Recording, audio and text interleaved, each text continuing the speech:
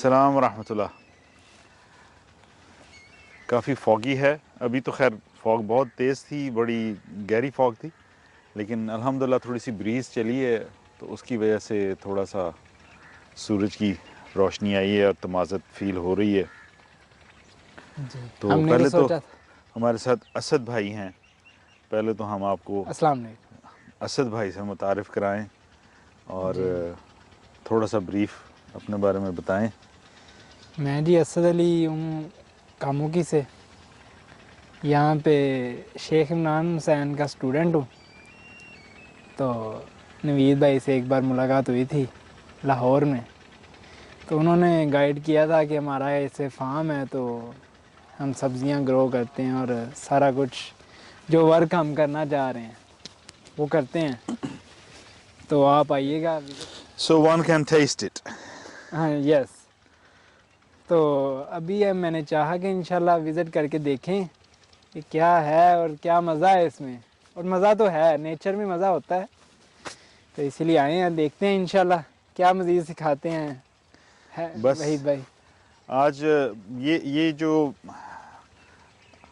अगर नवीद भाई कैमरे के पीछे हैं, अगर वो आपको पीछे दिखाएं तो वहाँ तो जो मल्च हुई हुई है वो बड़ी अच्छी मल्च हुई हुई है, लेकिन ये जो फ्रंट हमारा जिस पे हम काम कर रहे हैं अभी, यहाँ पे मल्च बहुत थिनली डाली गई है।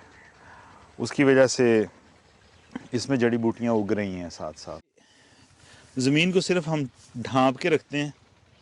जहाँ पे आप ये देखेंगे कि ये ढांपी हुई है ज़मीन, जी वहाँ पे जड़ी बूटियाँ जो और उगती हैं, जो हम जिनको हम नहीं चाहते उगना, जी जी, वो कम उगती हैं। वो पैदावार और कम। जहाँ पे वो ज़मीन बेर है, वो एक्सपोज्ड है, जी जी, वहाँ पे आप देखेंगे कि वो जड़ी कुछ ना बूटियाँ कुछ ज़्यादा अलहदा उगती से हैं। वो उगी हुई हैं। और यही आज जो हम कर रहे हैं, इसमें भी मैं जो भी एक्सप्लेन कर रहा था जी कि जहाँ पे ये मल्च पड़ी हुई है वहाँ पे ये जड़ी बूटियाँ कम उगी हुई हैं। जितनी उसकी थिकनेस को हम बढ़ाते जाएंगे उतना हमारा ये काम आसान हो जाएगा कि हमें वीडिंग नहीं करनी पड़ेगी। तो अब जिन पार्ट्स पे पाकरम कल परसों वीडिंग कर चुके थे, अब हम उस पर थोड़ा थोड़ा मल्च और डालते जाएंगे, सही। ताकि जो हमारी मल्च की तय है उसको हम ग्रेजुअली इंक्रीज़ करते जाएं। और उससे हमें ही फ़ायदा ये होगा कि हमारा जो वीडिंग का प्रेशर है हम पे वो ऑफ हो जाएगा और वो हमारे शोल्डर पे नहीं आएगा या कम होगा। तो जी जी, हम अपनी एनर्जीज़ और जो कामों में खर्च कर कामों सकते। में जो है ना इन्वेस्ट कर सकते हैं। Good one. तो ये वो बेड हैं जहाँ पे उन्होंने ये वीडिंग की हुई है। सही है।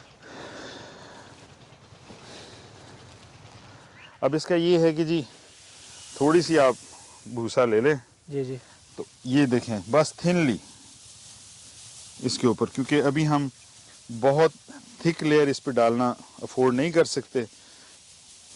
उसका नुकसान ये होगा कि ये पौधे नीचे दब जाएंगे। दब जाएंगे। अब ये है कि इस तरह से बड़ी थिनली आप उसको उस पर डालते जाएं, और यही प्रोसेस अगर हम 2-4 दफ़ा करेंगे जब भी वो वीडिंग करते हैं उसके बाद, तो हमारी मल्च की लेयर जो है ना वो यहाँ पे ठीक मल्च की लेयर एक आ जाएगी जो हम चाह रहे हैं। आप उस तरफ आ जाएं, इधर से भी नहीं, पीछे से गुजर जाएं पीछे से भले।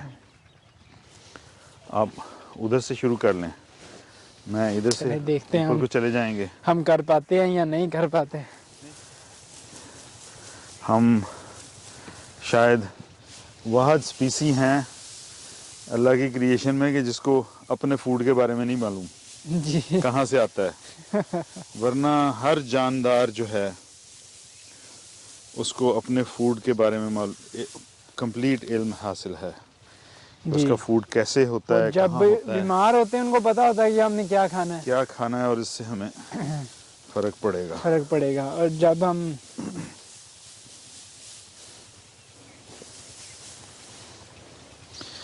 ये चूँकि शकरकंदी है और ये पौधे ज़रा बड़े हैं, इसलिए यहाँ पे हम ज़्यादा इसलिए मल्च डाल रहे हैं।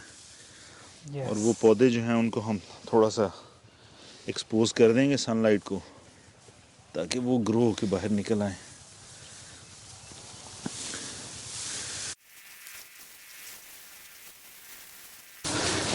तो इसकी लेयर के थिन होने का एक एडवांटेज ये है कि ये उसको पौधे को अपने वज़न के साथ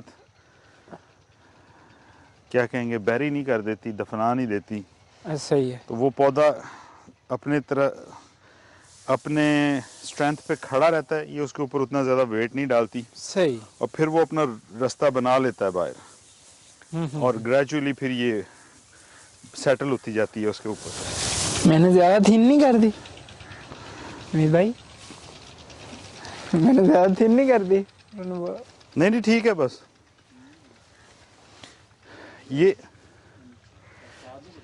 ये यहाँ पे मैं इसलिए गहरी डाल रहा हूँ कि यहाँ पे कुछ नहीं लगाया हुआ। ये बीच वाला पैच है ना, जी जी, इसमें कुछ नहीं है, ये सिर्फ वीड उग रहे हैं, तो इसको कवर कर रहा हूँ। और वो पीछे इसलिए कि वो मैंने आपको बताया ना, उसमें स्वीट पोटैटोज लगे हुए हैं, शकरकंदी है, उसके लिए भी हैवी मल्च जो है वो ठीक है, उसको नहीं। बाकी ये आप ठीक कर रहे हैं। एक बहुत अच्छा कल्चर था हमारा, वो हम खो बैठे हैं इन चीज़ों से दूर होके। तो ज़रूरी नहीं है, स्टडी भी ज़रूरी है, अपना इल्म हासिल करना भी ज़रूरी है, लेकिन अपने कल्चर को छोड़ना कोई ऐसी कोई मुझे उसमें कोई अच्छा महसूस नहीं होता। वो आपके लिए नुकसानदेह मुख्तलिफ तरीक़ों से हो सकता है। अगर अपना ग्रो करते हैं तो आप स्प्रे से बच सकते हैं, और ये जो हार्मफुल सब्जियां आ रही हैं आपके पास, हाँ, जिसकी वजह से सैकड़ों बीमारियां साथ। जी जी, मेरे ख्याल में ये बहुत ज़रूरी है, हर एक को सीखना चाहिए जी।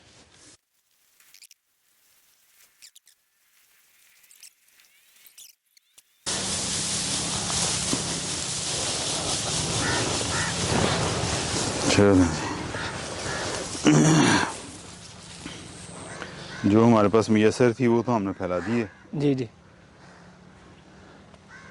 बाकी और फिर करेंगे।